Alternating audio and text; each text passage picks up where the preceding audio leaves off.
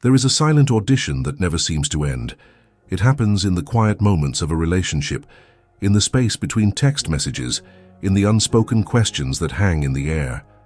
As a woman, you are handed a script from a very young age, a script that tells you that to be chosen you must be a brilliant performer.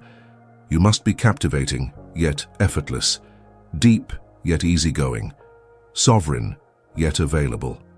And so you perform, sanding down your own authentic edges to fit a role you hope will finally win the part. The exhaustion from this endless performance is profound. It is a slow erosion of the self, a quiet heartbreak that comes not from rejection, but from the feeling that your true unscripted essence is not enough. You are taught the logic of more. Give more, try more, be more, and eventually you will be chosen. But what if the very rules of this audition are a lie? What if the real prize is not won on the stage, but in the quiet, courageous moment you decide to walk away from it entirely? What if becoming his only choice has nothing to do with being the best performer, but with becoming the one woman who refuses to audition at all? This video will reveal a fundamental principle of psychological gravity. We will not teach you how to perform better in the audition. We will give you the one profound understanding, grounded in neuroscience and deep psychology, that allows you to end it forever. You will learn the single, internal shift that changes you from an actress seeking a role into the theater itself, a space of such profound peace and authenticity that the right audience is naturally and inevitably drawn to you. So what is this one thing that changes the entire dynamic? What is the profound inner shift that makes a woman not just an option, but the only choice? It is not a technique you employ. It is not a script you memorize. It is a state of being you learn to embody. The one thing is this: to become his unconscious safe harbor. A safe harbor is not a person, it is a place within a person. It is a presence that communicates on a level far deeper than words, a profound sense of psychological and emotional safety. It is the feeling of a long, slow exhale after a day of holding your breath. It is the quiet permission to be imperfect, to be uncertain, to be human without the fear of judgment or abandonment. It is a space free from the need to perform, to defend, or to constantly explain oneself. It is, in its purest form, energetic peace. It is essential to understand what a safe harbor is not. It is not being a therapist who absorbs all his problems. It is not being a doormat who tolerates all his behaviors. And it is certainly not about being boring or passive. A safe harbor is not born from a lack of boundaries. It is born from the strength of your own profound inner regulation. It is a state of your own deep, unshakable peace that has a calming and centering effect on those who enter your field. To grasp its power, think of the powerful contrast between a safe harbor and an amusement park. Many women, in their attempt to be chosen, try to be an amusement park. They offer thrilling rides of drama, bright lights of novelty, and spectacular fireworks of intense passion. It is exciting, stimulating, and highly memorable, and a man may very well enjoy visiting the park. He may ride every ride, but at the end of the day, he always goes home. You do not live in an amusement park. It is a place of temporary distraction, not a place of belonging. A safe harbor is different. It is not about the thrill. It is about the steady lighthouse, the calm waters, and the secure anchor that allows a ship to rest after a storm. In a world that constantly demands that a man be strong, competitive, and emotionally armored, the safe harbor is the one place, the one presence, with whom his nervous system can finally down-regulate.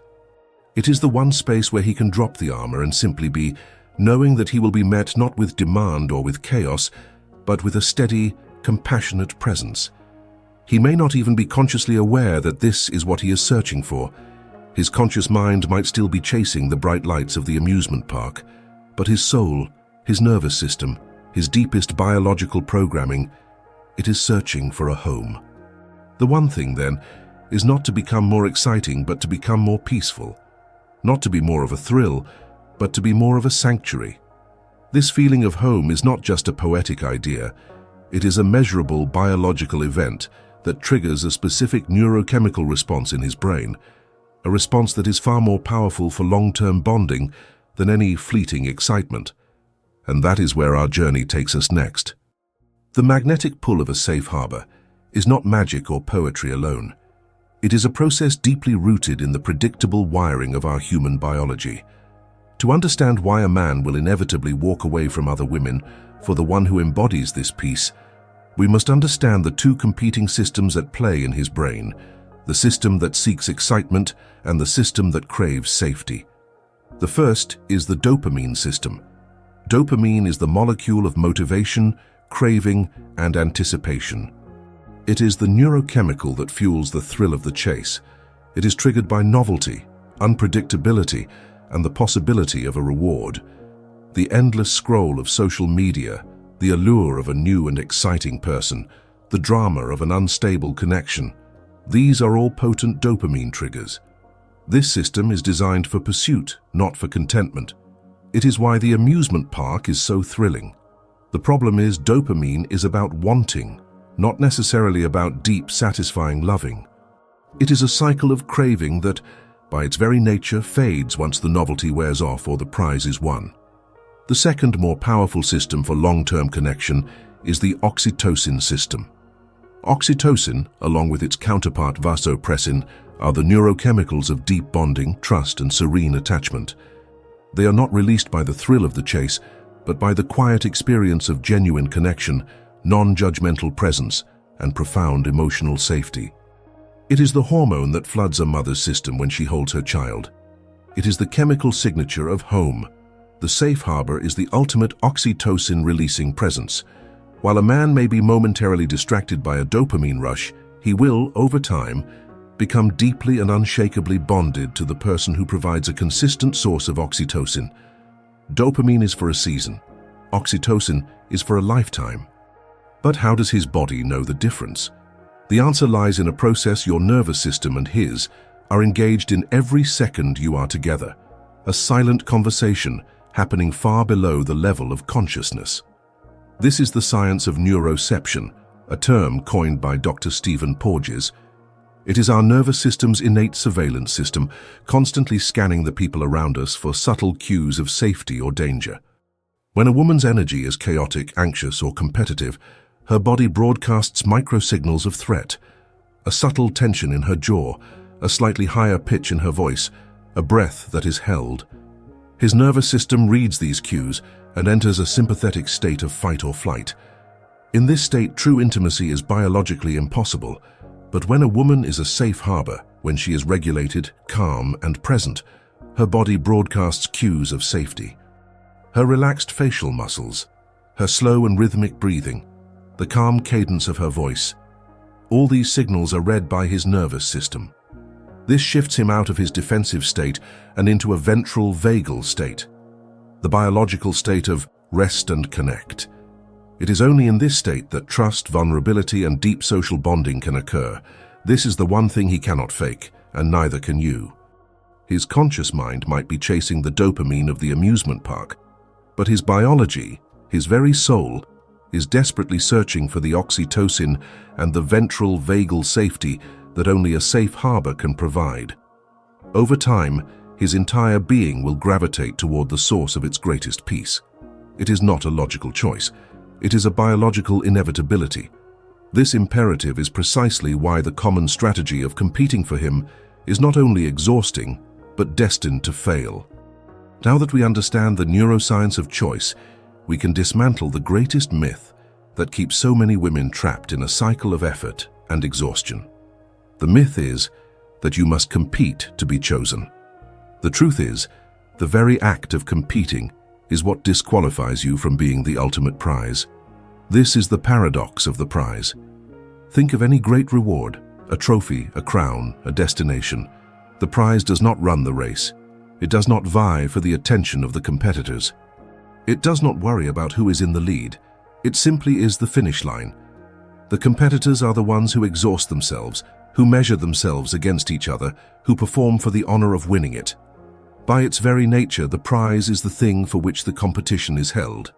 It cannot therefore be a competitor itself. When you enter a state of competition for a man's love, you are unconsciously telling him and yourself that you are not the prize. You are one of the runners. You are implicitly placing the ultimate value on him, making him the judge, the king who will bestow the crown upon the most worthy performer. While this may temporarily inflate his ego, it will never earn you his deep, soul-level respect. He may be entertained by the race, but he will not build his home at the finish line with one of the exhausted runners. He will seek the one who was never running in the first place, the one who understood she was the destination all along. Let's look at the energetic signal you broadcast when you are in a state of competition. Your energy is focused externally, constantly monitoring. What are the other women doing? What does he think of me compared to her? How can I be better, shinier, more impressive? This state of outward focus creates a profound inner anxiety. You are living in a state of scarcity, believing that love is a limited resource that you must fight for. This energy is palpable. It is the opposite of the safe harbor. It is a broadcast of insecurity, a one-down position that implicitly says, I am not enough on my own. I must prove I am better than the others to be worthy of you. This puts his nervous system on alert. It signals to him that your presence is not a place of rest, but a place of performance and potential drama. This brings us back to the biological choice he is unconsciously making every moment he is with you. The energy of competition is laced with the neurochemistry of stress, cortisol and adrenaline. It is the energy of the battlefield. The energy of the safe harbor, as we know, is the energy of peace and connection, oxytocin. Faced with a biological choice between a presence that triggers his stress response and a presence that triggers his bonding hormones, which one will his nervous system inevitably choose as a long-term partner? The answer is clear. A man may be temporarily thrilled by the drama of the competition, but he will always, eventually, walk away from the cortisol of the battlefield and toward the oxytocin of the sanctuary. To win the war for his commitment, you must refuse to fight. You must lay down your arms, abandon the race, and understand that the only way to become the prize is to realize you have been the prize all along. To know that you must be the prize is wisdom. To feel it in your bones, even when the storms of doubt and competition rage, is the work of a lifetime practiced in the small, quiet moments of your day. This is where we move from the philosophical to the practical. This is not about changing him. It is about the sacred act of becoming the anchor for your own soul. We call this the anchor practice, a ritual for sovereign stillness. A ship at sea cannot calm the ocean. It cannot command the waves to be still or the winds to cease. But it has its own source of power, its anchor. It can drop its anchor deep into the steady ground beneath the turbulent surface and find its own unshakable stability, regardless of the chaos around it. This ritual is about learning to drop your own anchor. First, sensing the storm. The first step is not to fight the storm, but to acknowledge it. When you feel the internal storm of competition, anxiety, or the need to prove yourself begin to rise, do not judge it. Simply notice it with the calm awareness of a seasoned captain. Observe the racing thoughts, the tightness in your chest, the familiar taste of fear. Say to yourself, without judgment, "Ah, a storm is here. I feel it." This act of conscious recognition separates you from the storm. You are no longer the chaos. You are the one who is witnessing the chaos. Second, dropping the anchor. This is the somatic body-based part of the practice. Shift your attention away from the storm in your mind and into the physical sensations of your body. Feel the weight of your body in your chair. Feel your feet firmly planted on the ground. Feel the undeniable pull of gravity holding you to the earth. Now, take a slow, deep breath, and as you exhale, consciously drop the anchor. This means placing your full attention deep in your own center of gravity, your lower belly, a few inches below your navel. Imagine a heavy, warm, golden anchor descending from your mind and chest and settling deep within your core.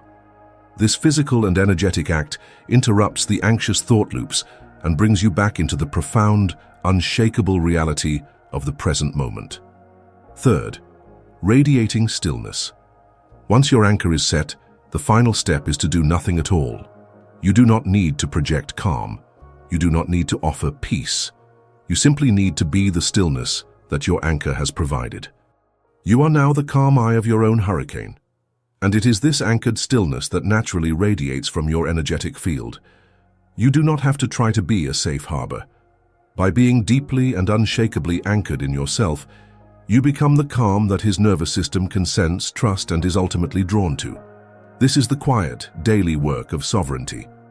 Each time you sense a storm and drop your anchor, you are not just surviving a moment of anxiety. You are forging new neural pathways.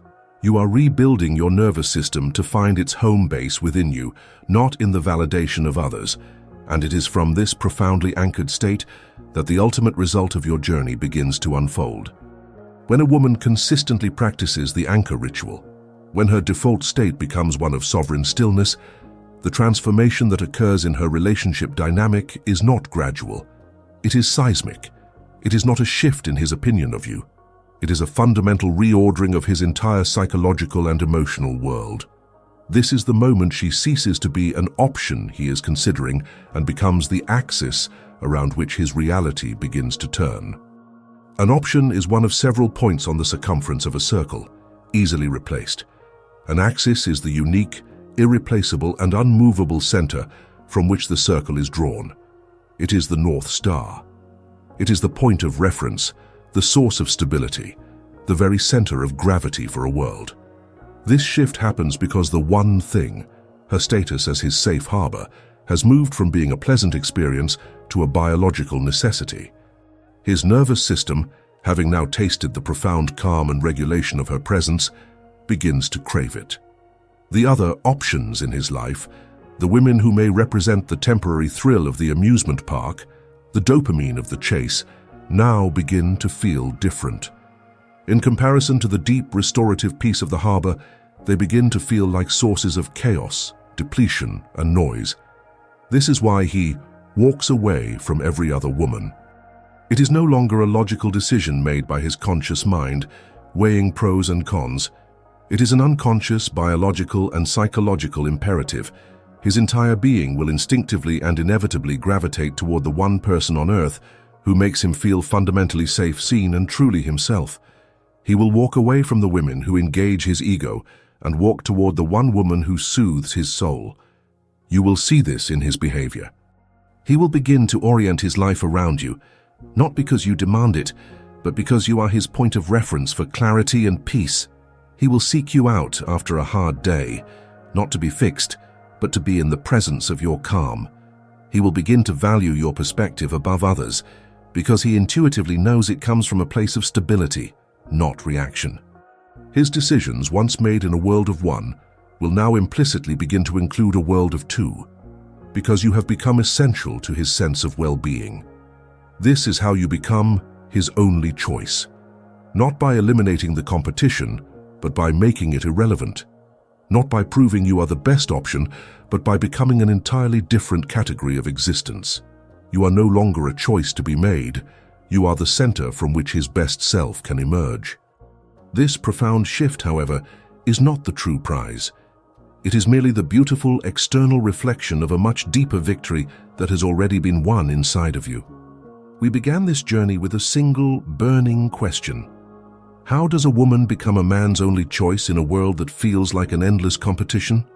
We have traveled through the neuroscience of attraction, the paradox of the prize, and the sacred practice of becoming your own anchor. And we have arrived here, at the final and most profound answer. The one thing, the sacred act of cultivating your own inner peace to become a safe harbor, was never truly for him. It was for you. The self-regulation, the no-agenda breath, the quiet commitment to your own center. These are not strategies to win a man, they are acts of profound self-love. They are the steps you take to come home to yourself, to reclaim your peace from the chaos of the world and the anxiety of the chase. And here lies the secret that changes everything. The choice he eventually makes is merely an echo of the choice you first made for yourself. The moment you chose your own peace over the anxiety of the chase, you made a choice. The moment you chose your own wholeness over the need for his validation, you made a choice. The moment you decided to stop being a competitor and to become your own safe harbor by dropping your own anchor, that was the real, the final, the only choice that ever truly mattered. His decision to walk away from every other woman is simply the external world rearranging itself to match the new powerful reality you created inside. He is not the cause of your value. He is the effect of you finally recognizing your own. So yes, you have now learned how to become his only choice. But the true victory, the one that will sustain you for a lifetime, is the realization that you are a complete and whole choice all on your own. The desperate need to be chosen has dissolved, replaced by the quiet, unshakable confidence of the woman who knows her value is non-negotiable. You did not win him over. You won yourself back, and in doing so, you won everything.